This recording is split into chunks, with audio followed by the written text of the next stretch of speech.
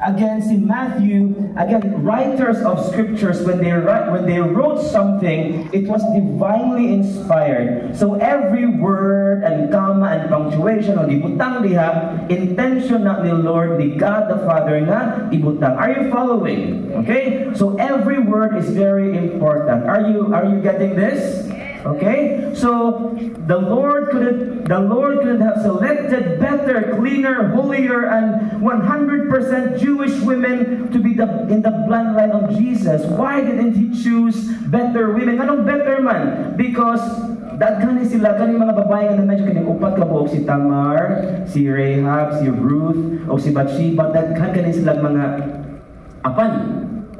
Tanaw si mutupad, no? Same na pud anak niya, no?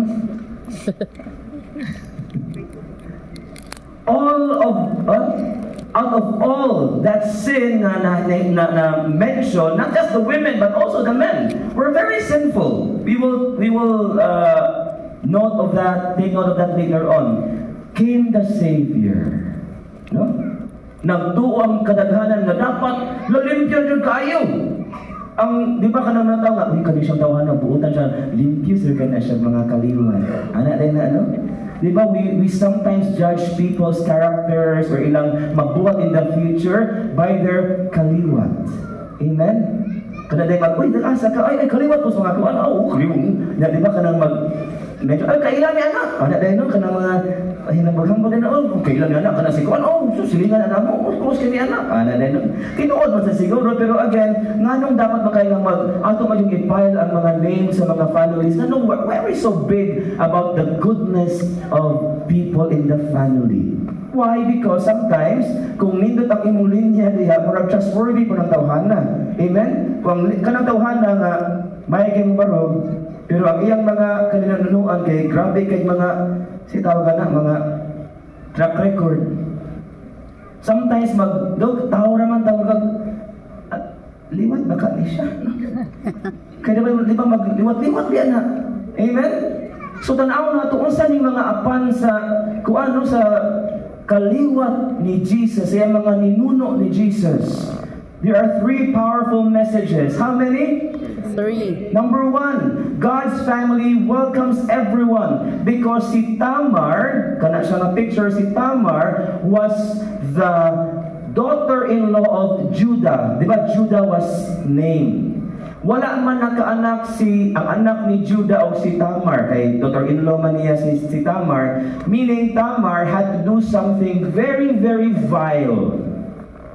One day, ni travel si Judah, pagbalik niya, she did something very, again, vile, no? Ayaw ninyo buhata, please, no? Ayaw yun kay, grabe yun kaayo, but the Bible does not leave words yun na, like stones unturned pa. So what she did is, nagpakaroinon siya ng prostitute. Anong, kung lingaw, yan ay boring, no? So, sometimes lingaw, sometimes boring po, no? So, nagsulog siya paboring daw siya, no? Yang pilat kay Kristo siya sa daan, nga makaagi ang iyang father-in-law, nga si Judah. Long story short, iyang giakit si Judah, moto, finally, nagkaanak na intawon siya through her father-in-law. Si, kasi mga anak niya, si Perez o si Hezron. Wow. Sakto ba? No? Yes. Si Perez o si Hezron, sakto ba? No? So, nasa twins. Grabe kayo. Pero still, si Tamar, na-appeal siya sa lista sa mga ninuno ni Jesus. Do you get the point? That God welcomes everyone. Number 2 message. Let's go to the second message.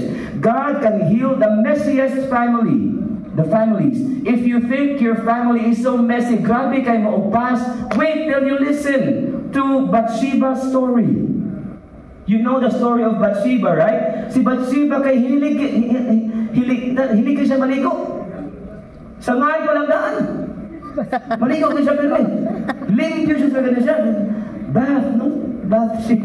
Bathsheba. No, kaya ano mo nagmaligo din siya. No? Yeah. Tungod anang naligo magyud siya nga bisag ambot lang ang mga tao sa una kay maligo ka wala magi ka ng tabon gyud. Nya sa napod siya naligo sa pinaka sa atop sa ilang balay, pero si King David po nga mo'y pinakasad-an ani. Naon siya sa pinakataas pa sa iyang sa ubang mga balay. So nakita gyud niya. So si Bathsheba, a lot of people are thinking nga si Bathsheba was the seductress. Siya yung nagligo siya dito, yung grind siya dito, nagligo dito. I can feel it. Na siya yung ligo-ligo dito. Abot lang, how do you take a bath? Labi ng mga lalaki. 3 minutes, manaman. No? Ang mga babae, kaya mga ritualis niya, magtuan niya, mag-conditioner, mag-hot oil pa niya, mag-cold, ano ninyo mga kuan, no? No, ang inyong TL siguro, mga 10 minutes mag-yun, kaya grabe kayo, mga ngilit niya, grabe hagin siguro. So, dugay kayo siya na human, nakitaan din siya ni David. Gipatawag siya ni David. Long story short, kasi nahitabo ni Bathsheba,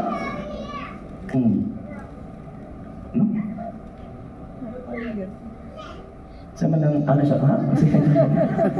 Ipatawag man siya ni David kasi David muna ulala. David is sat-an na ito because that time na nakita niya si Bathsheba mo na bantay-bantay yun mo muli kayo mo sa inyong trabaho. That time was supposed to be a time when kings went to war. But David decided to stay in the palace. Nanay opening nga nagtintaw siya, kipatawag ni si Bathsheba, Bathsheba, alit dire. Kibaw pagod siya nga naay nga medyo si Bathsheba, nga ang iyang bana mo gipadala dito ni David, nga iyang gipapatay. Do you remember that? Gipapatay, walang kibawa na. Gipapatay niya si Uriah the Hittite. So mo to, gipapatay niya mo tong, they slept together. Si Bathsheba o si King David, mo ito nagkabukan.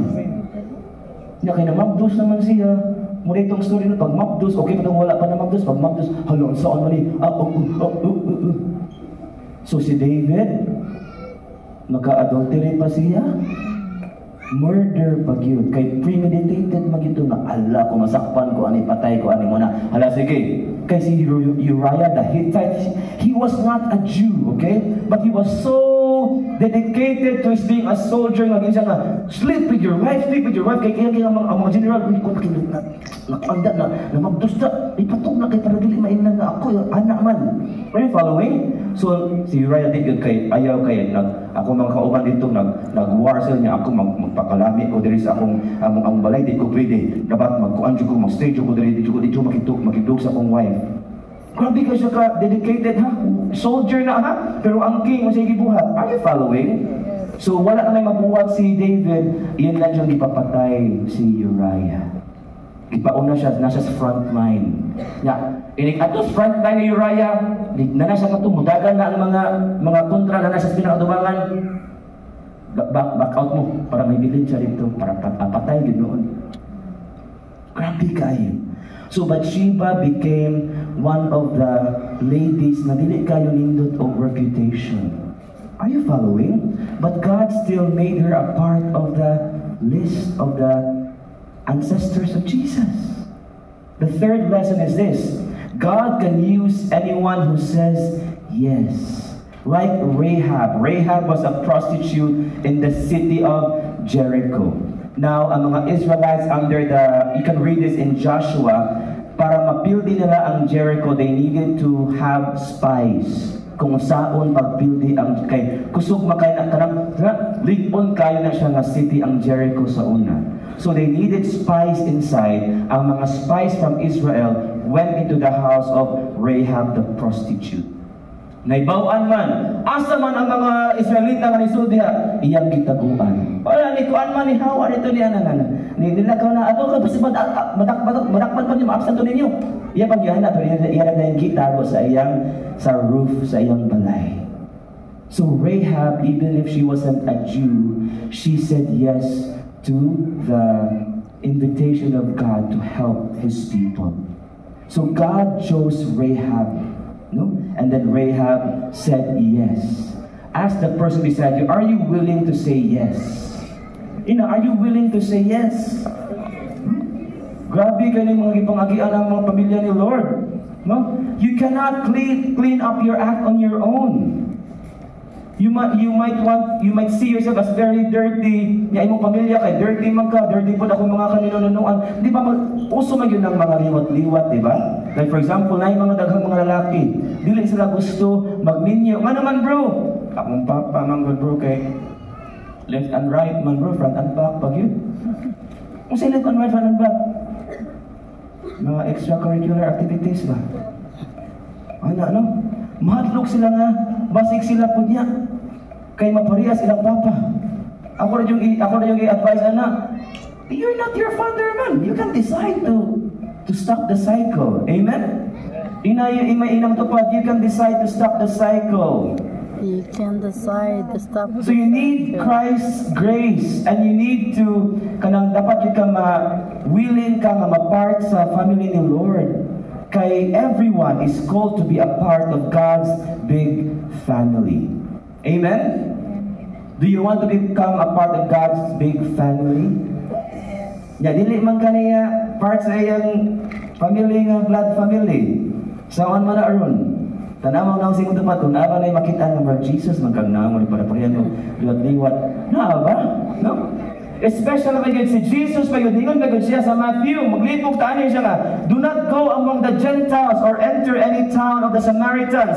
Go rather to the lost sheep of Israel. As you go, proclaim this message, the kingdom of heaven has come near. So unsa man ang message para ba sa mga Israelites? A lot of people are confused kung saan man appeal tani or wala. Ang tubag, face, mga nasa naa siya kanang phases ba? Phase 1 o phase 2. In the mind and heart of Jesus, ang phase 1, ang katusang iyang mga parehang nga mga Israelites. Ang message padung sa nila. Muna, if you read the Bible, you have to read it in the full context. Kaya sometimes na isulti si Lord, mura siya ni contradict sa pikas, but if tanawon nimo ang kinatibuk-an sa message, sakto di ay sometimes, katong giingon ni Lord sa Matthew, for now, ang mga Israelites lang sa amoy tudlo sa kingdom ni Lord. Because in Matthew po, chapter 28, we read na, go out into the world naman, starting in Jerusalem first, then into Samaria, Judea, and to the ends of the earth. Meaning, kita, asa man ta nanda sa Philippines. Right? Wala man ta sa Holy Land. Kasi gusto mo katag Holy Land, isa kamot. Wow, ang uban okay ra gyud tan-aw lang jud ko bro, no? Ako gusto kay ko ana, pero even if dili ta kaadtog Holy Land, ang message ug ang salvation ni Lord naabot gyud nato. Amen? Amen ba? Yes. So we are invited to become part of God's family. One day, nag-preach si Lord. Let's go to that scripture passage, no? Nag-preach si Lord, kaya muna siya ang tubag kung saan nato pagka-part sa family ni Lord. In Matthew chapter 12, let's read, before that we read, nag-preach si Lord in the middle of his discourse sa mga tao. Kaya na-disturb siya, na ay ni-interrupt niya, nalingon, Lord, nangita yung mama, mga igsuon, mga igagaw din, nangita silang Maria, silang Juan, silang James, na lang din. Lord, nangita din mo siya. Ang tubag ni Lord mo niyan tubag. He wanted to teach people something. What he said was, who is my mother? Who are my brothers? Then he pointed to his disciples and said, look, these are my mother and brothers, and of course, and sisters. Anyone who does the will of my Father in heaven is my brother and sister and mother. A lot of people say, hala, did niya love si Mama Mary? Right? Kaya nga naman, naay mong mama, kinsa akong mama, kani sila. But you will always miss the point kung muna imong mindset. Are you ready to learn some Bible study? Ha?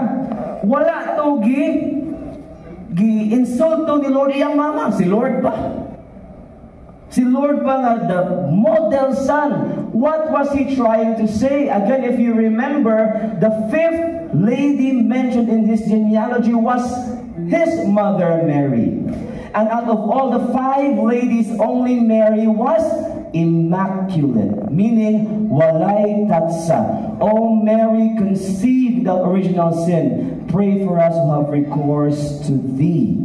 So Mary had all the right as biological mother to be special in the eyes of Jesus. And yes, she was special in his eyes. But why did he say nga ang akong mama, ang akong manghod, akong igsoon, kana radyo mo mutuman sa pagbuos akong amahan?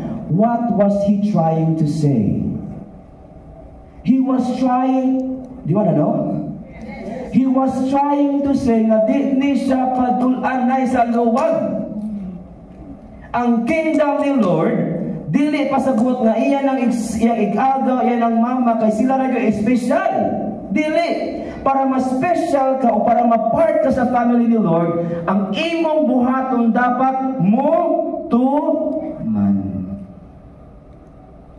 Anyone, are you listening? Anyone nga mutuman consistently sa balaod, sa pagtu, sa will ni Lord, has all the right to become part of His family. Magtuon magod mga brother Steven magod, nagtuok diha, brother Nolik magod, mga kuanang sa mga grabe mga ismo kani mga servant diri. Dili ni sa pag nagserve diri, oy. Dili na siya about that. Nga nagtindog ko stage, mas special ko dili. Nga naglingkod na mo, okay naman, may nag-receive raman mi, naminaw raman mi, mas may pa sila kay okay. Diliin ana ang kingdom ni Lord, ha? Dili ang kingdom niya kung nituman ka sa iyang pagbuot, part ka sa iyang pamilya. Igsuon ka niya, mama ka niya, sister ka niya. Are you following? So meaning, wala niya gihimo nga ang basihan sa pamilya dugo ra. Kay kung dugo ra, wa gitay labot. Amen? Wa gitay labot, kay wa man gitay, di man gitay, di wa man gitay, wa yun. Amen? So para kitang tanan na atay chance ma-part sa iyang big family, iyang giusab. Kinsa akong mama, kinsa akong igsuon, ang katong magbuhat sa gusto sa akong amahan, mo'y akong mama, mo'y akong sister, mo'y akong brother. So that makes all of us eligible to be part of God's big family. Amen? Ano magpaka ng Ginoo? So now, unsa may buhato na to kay part ng Kadas family. Number 1, phases po atong mabuhat. First phase, within our own family sa kay may kata, sige Lord, mo-serve ko Lord, atong boss tumbak to. Nasana siya kanang sa Machu Picchu ato ko dito, kay dahil mga tao dito, makailan mo ato ko. Pwede man, gumawa ka na imong calling, pero ang first calling, again, ayaw sa, di ba even si Lord, Israelita sa usa na tang uban. Sige ka, preach ito sa uban, na imong mamagpapa kay, struggle kay nimo. Sige ka, preach na, I love the Lord, I love you Lord, pero ikaw, wadyo kay hugas-hugas o plato. Wadyo kay, atiman sa inyong mga tanong. I don't know sa inyong, okay, atiman sa inyong negosyo. Are you following? May ka mo tubag-tubag. Sa unang, gusto kayo tubag-tubag, karon kay, duko-duko na lang. Anak yun, dapat may kausapan sa family first. Amen? And then, once imo na lang na-establish na, lisod mo ko lang mag-on kasi ang family nga naman, number 1, familiar kayo. Too much familiarity. Magikan ko sa face, sanang-sanang face. Kanang man, nagkaroon nakatunang man, hopefully, mausap na ko, usap-usap. Katulagi ako lang, kalitaton ko, na-inspire ko sa face, sorry. Sakto sa siya, kay usmo na po nimo. Sakto sa siya, inababa, ayaw kayo mo, mga parents, ayaw kunhi, kayo mausap, mahita po, yun, prophetic yan ang words, amen? Hindi mo sorry, na, di na nimo usbon, anak, yun. Pero di na mausap, kay usbon na po nimo, ang mausap, yun. Pero ng bata, muna ba, malisan! Maliksan na yun, ang bata, mahagong, bata. So parents, choose words po that are loving. Yes. Yung awkward po na, kay, ito na tayo sa face, kaya ka ng card, love the Lord na dito. Oh, Lord. Jadi ba ka nang diri, nakadiri. Digna na ka diri di ba kay mag-free hugs mo, nya tupat biya mo. Oh. What do we in the feast? Mas, here sa ko ma. Nga naman kayo, awkward ba gano'n? Wait, binuang ka daw, kanang hugging? We're not huggers sa family. But ako yun ang bahala ko awkward ni, kung may son, Mark. Pagigahit ko na kung may son na bangon, mas willing mga babae, no? Ang mula, Mark, side hug lang sa side hug. So awkward siya, no? And then napoy baggage, manang lisod ang family, kaya naman may baggage, na may mga away before, wag mo na ka-let go pa, mo nang lisod, pero again, ang first phase na imong i-reach out ang imong yung family. Tell the person beside you, family first. Family first. And then go to the next, outside of the family na yun. No, outside of the family. In the outside the family. So kung lang ubang tao ganyan sa feast. Para ginuda na ako, muna to siya, outside of the family ang next. Pero muna akong isulti, between the two, are you listening? We're about to end. Between the two, lisod yun ang within the family pagbuhat sa pag-love. Diri, I tell you, sisters and brothers, kung magkaambak ko diri, maambak ko na rin. Pero sa balay, paambaka ko, masagitan, ko yung ito balay. So yun, radyo kayo diri in love. Ano man, because everyone is in feast mode, right? And that's a blessing. May gani kayo mga tao, dilipod ka lang magpaanin ka na, kuhan ko sa mo, burkito ko sa mo, burkito ko diri. Dili, ang mga ko, at least dili kayo murag, willing ko tamo adjust. Hi, morning. Hi, thank you for waiting. Oh, nice. Oh, nito, mas-smile.